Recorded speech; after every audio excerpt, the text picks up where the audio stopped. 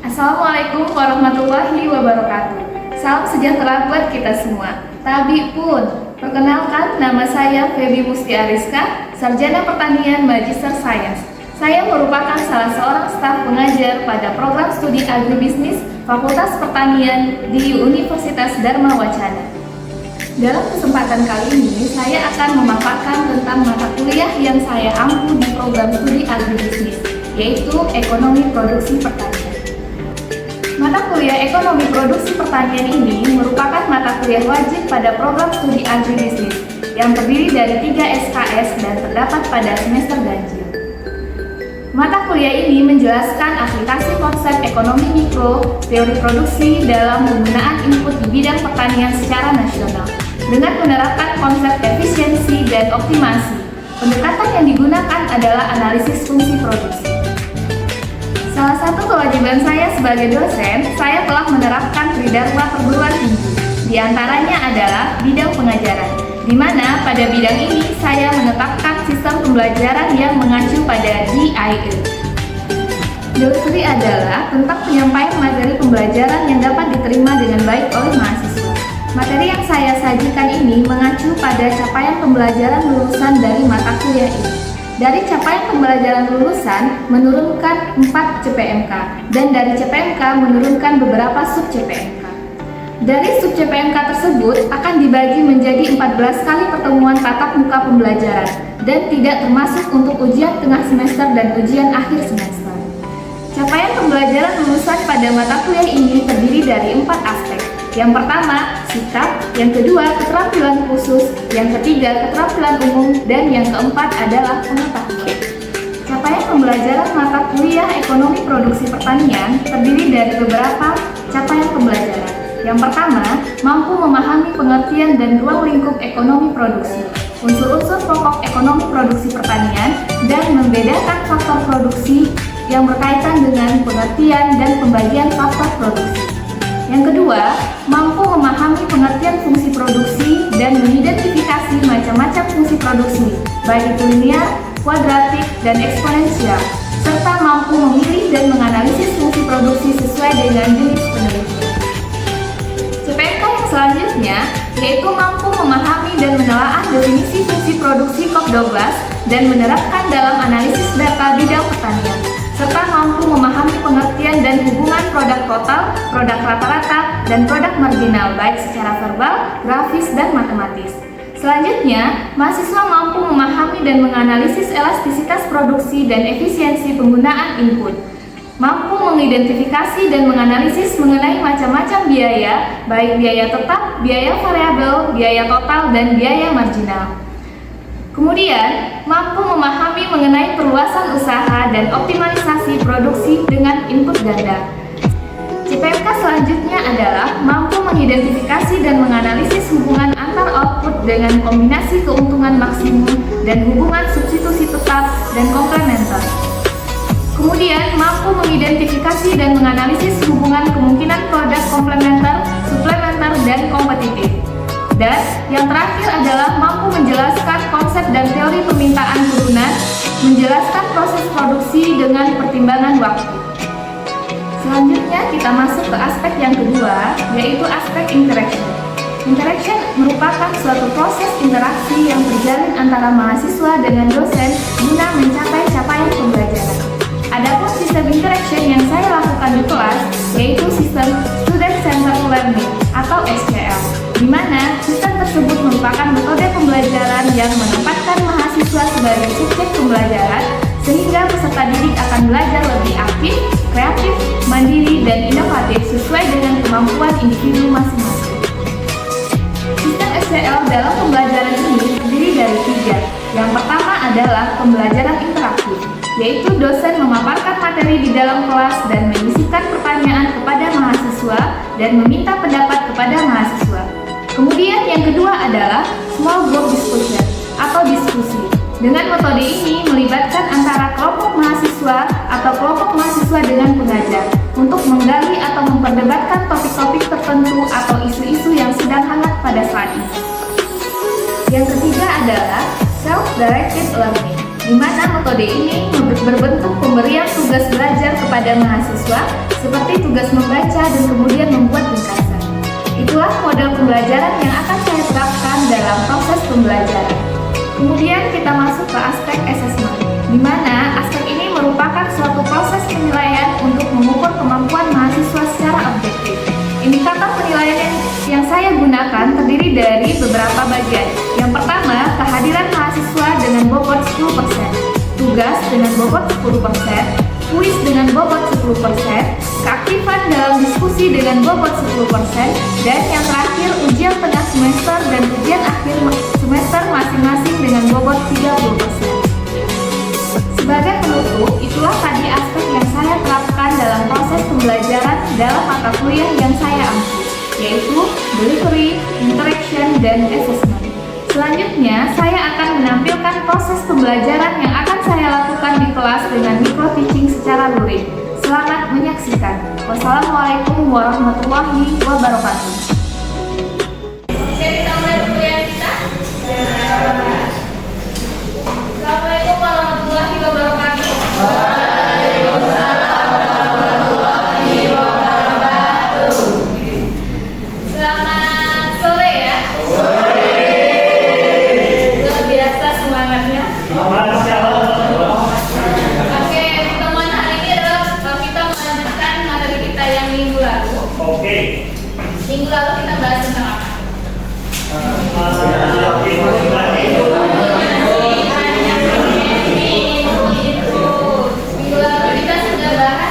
Dengan optimasi dua input produk. Biaya yang mungkin dikeluarkan itu adalah ada biaya mesin dan ada biaya tenaga kerja. Teman-teman bisa lihat di sana ada kombinasinya, ada mesinnya 1, tenaga kerjanya 120 gitu. Kira-kira di sana lihat nggak berapa biaya apa? Harga untuk mesin berapa kira-kira kalau dari tabel itu? Berapa? Harga mesinnya 200. Kemudian untuk tenaga kerja 10.000. Oke, teman-teman tinggal kombinasikan yang mesin 200. Bisa dilihat kan ini jumlah si mesinnya. Ini dari 5 kombinasi, di mana yang menggunakan biaya paling rendah?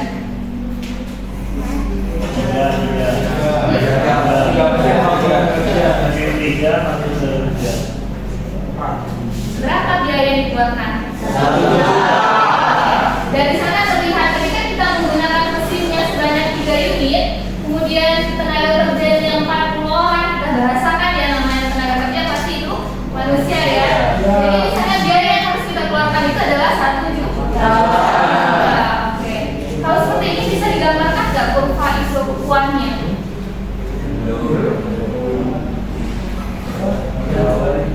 Kita bisa bikin gambar kurvanya nggak? Bisa? Nah?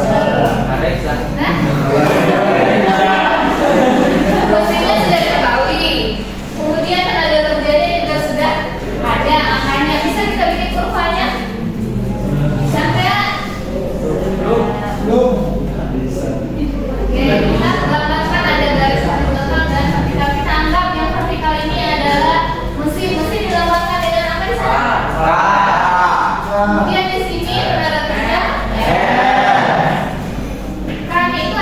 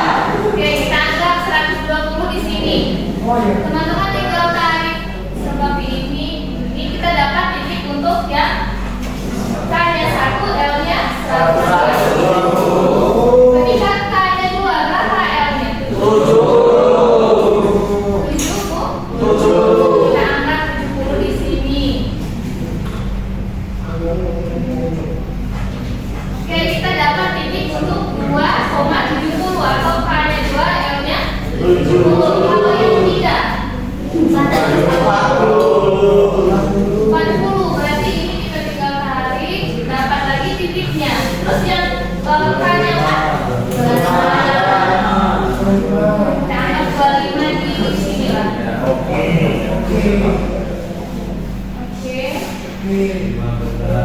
Terus yang terakhir? 15.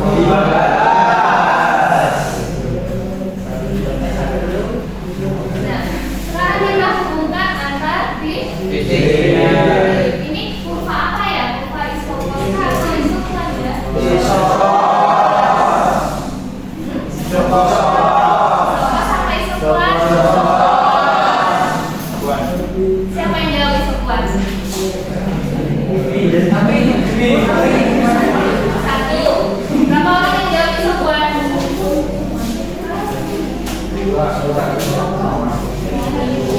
Ini kurva isopos atau isokuan? Oke, yang isopos berapa orang? Ada berapa orang yang isopos?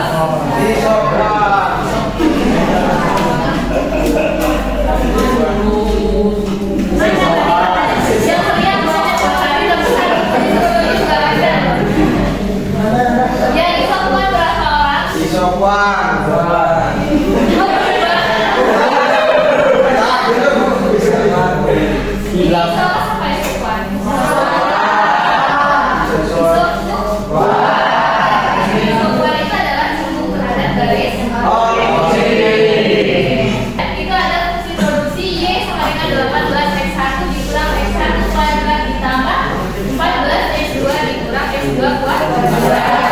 Kemarin kita sudah sampai di sini, sudah ada harga untuk x1 nya itu 2, harga untuk x2 nya itu 3, dan harga untuk Y itu 1. Oke, kita lihat sudah skemanya ya. Nah, kemarin ini sudah dijelaskan, ada yang belum jelas nggak terkait? Kalau belum, ibu ulangi lagi. Kalau ini keluar nanti ujian bisa? Bisa. Hah? Intinya kalau seperti itu nanti lihat lagi isokuan itu sama dengan iso. Jadi inti dari pertanyaan ini teman-teman itu diminta untuk mencari berapa sih nilai x1, berapa nilai x2. Karena dari fungsi yang tadi itu kan belum terlihat berapa x1 dan x2 nya. Untuk mencari fungsi nilai x1 dan x2 itu teman-teman cukup mencari kan isopos itu sama dengan isokuan. Tinggal dimasukkan rumusnya, di sana kan udah jelas tuh. Kalau isopos itu adalah P x2 dibagi P x1.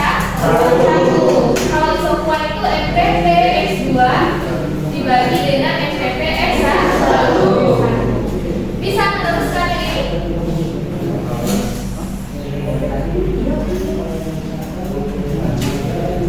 Ada yang tahu angka 14 kurang 2x2 itu dapat dari mana?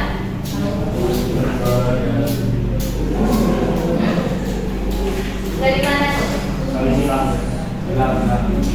Kali silang, Bu. Kali silang kah? Iya. Yakin? Yakin. Mana ada kali silang? Dari guru nanti terhadap x kuadrat. Jadi kan dikasih silang juga ya. Kemarin kita sudah bahas, berarti dapatnya itu adalah x2 nya sebesar 1,5, x1 ditambah dikurang itu x2 nya berapa? Yang mana yang x2 itu?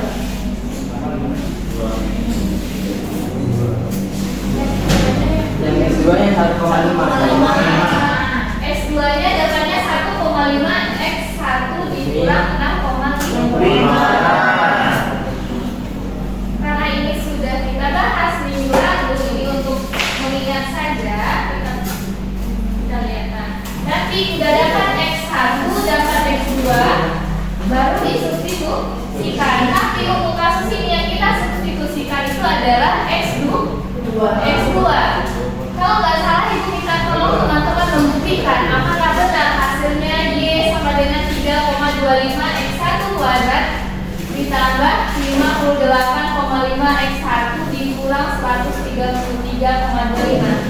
Sudah dicari? Sudah. Benar? Benar. Oke, kalau benar coba ditulis ke depan.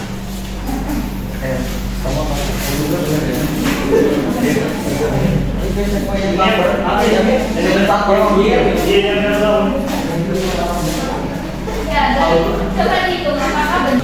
Sampai di sini apakah kerjaan kita sudah selesai? Belum, masih ada tahapan yang lain. Ini kita belum masuk ke kondisi optimum gitu.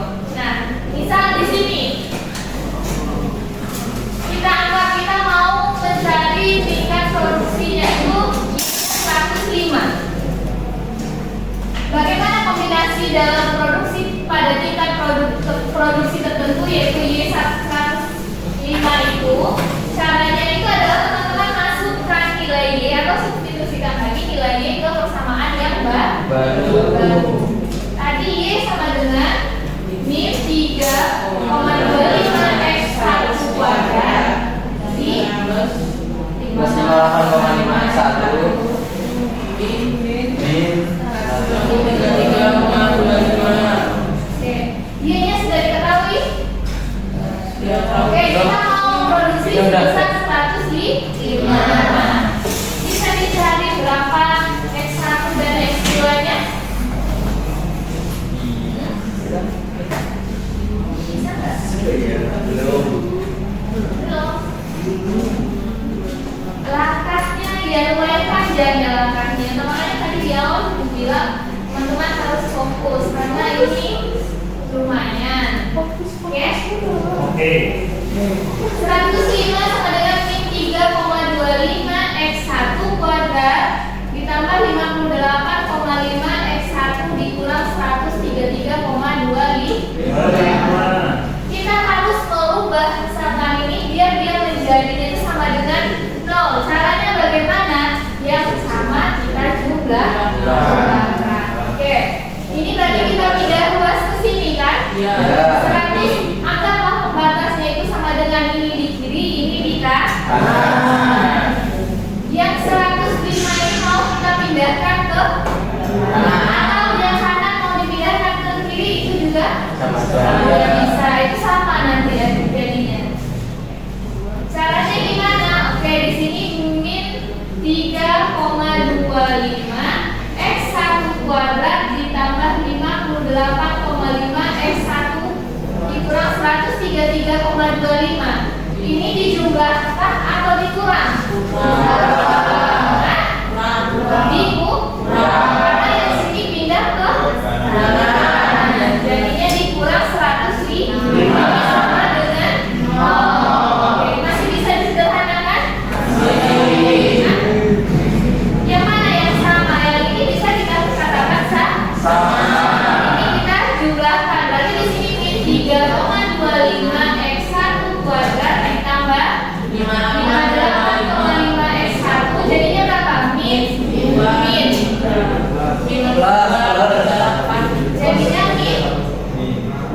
133,25 ditambah 105 berapa? 238,25. Kenapa tandanya di sini masih min? Min ditambah min tetap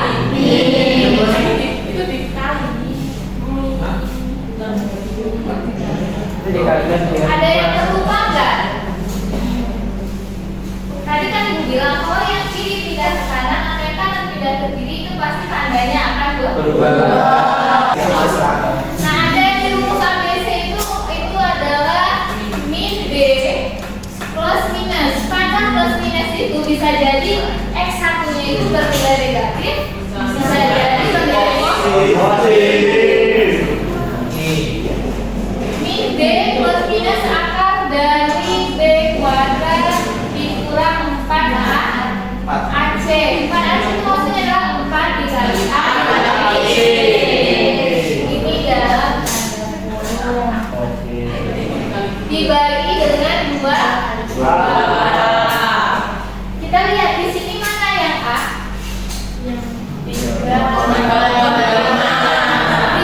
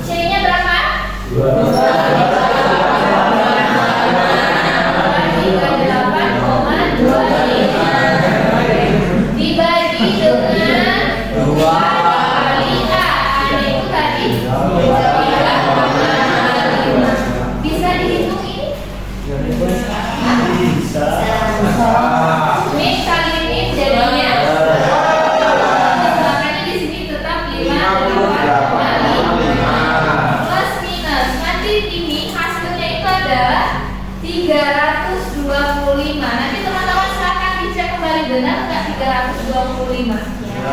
Dari mana datang 325? Teman-teman dari hasil hitungan yang ini. Ini dipangkatkan dikurang 4 dikali 3,25 dikali 238,25. Oke. Ini dibagi 2 dikali 3,25 itu adalah 6,5. Akar dari 3,25 berapa? 18,5. Berapa? Itu 0,27.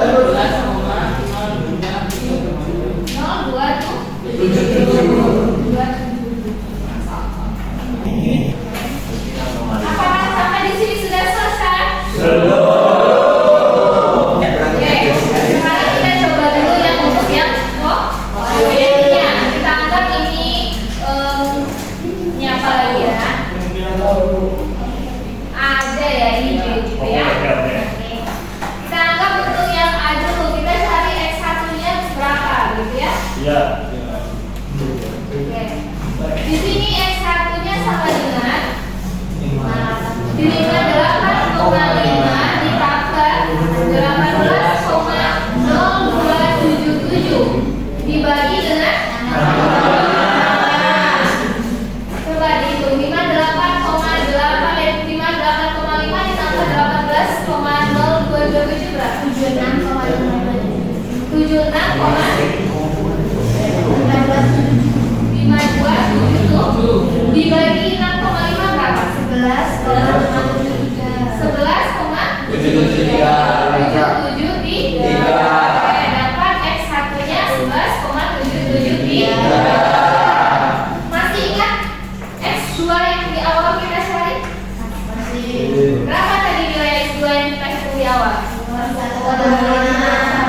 1,5 X1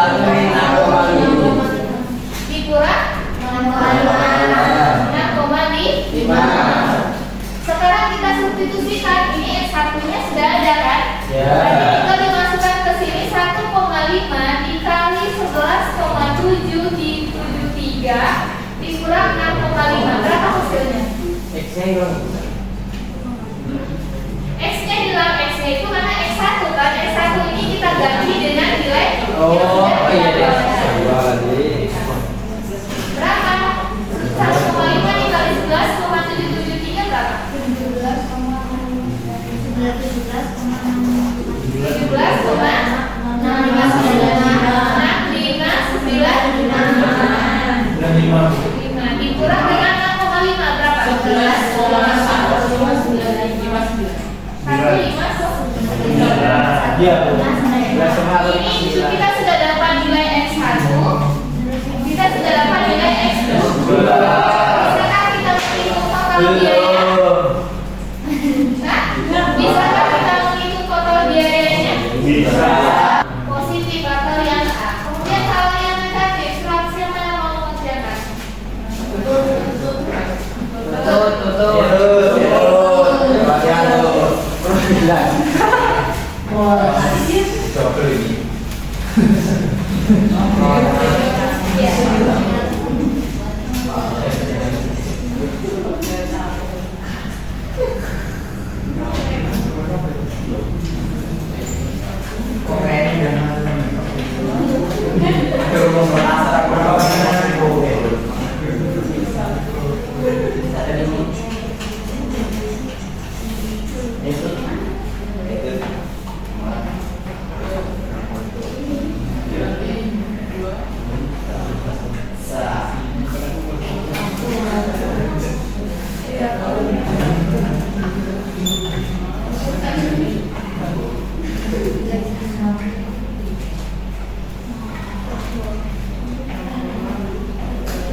Kan dibanding itu kita.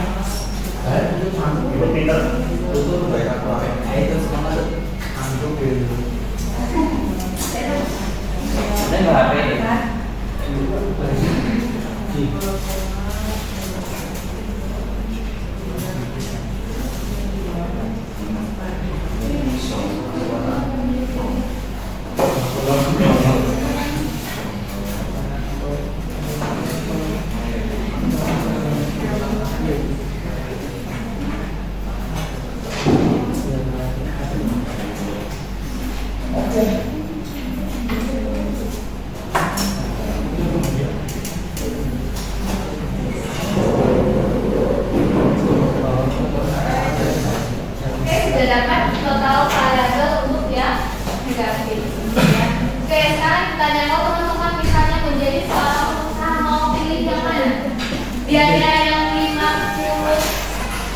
7,023 kan atau 20,97. Jadi biaya minimal itu adalah yang 20,997. Ini adalah cara bagaimana teman-teman memilih atau memaksimalkan output itu dengan mencari gaya yang paling minim.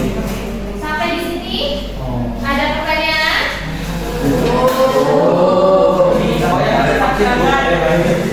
Oke, kalau memang nggak ada lagi pertanyaan, mungkin Ibu cukupkan pertemuan kita hari ini. Ingat ya, hari ini kita sudah membahas terkait dengan bagaimana sih menentukan kondisi optimum itu, gitu ya. Optimum, kombinasi optimum antara dua ini. Ini belum menentukan, masih ada tugasnya. Sabar.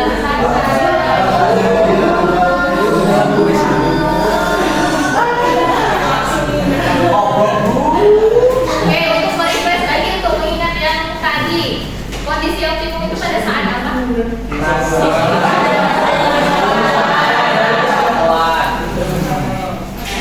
Bukan isopos itu yang seperti apa? Ya, nggak ada tuh. Kalau isopos, cembungnya kemana? Oke, untuk memanfaatkan teman-teman ya, sebelum ujian, disilakan dikerjakan tugas mandiri ini. Kumpulkan nanti di teman-teman kumpulkan tugas ini. Masih aku. Ada dikirim kan? Ada dikirim Bu. Ada juga dikirim Bu. Iyalah. Iya. Ada yang bisa menyimpulkan materi kita hari ini? Sebagai seorang produsen pengusaha kita lebih baik lebih teliti terhadap biaya yang akan kita gunakan, input yang kita gunakan terkait output yang lebih maksimal. Jadi gunakan input yang paling minimal untuk menghasilkan output yang paling maksimal. Oke, baik.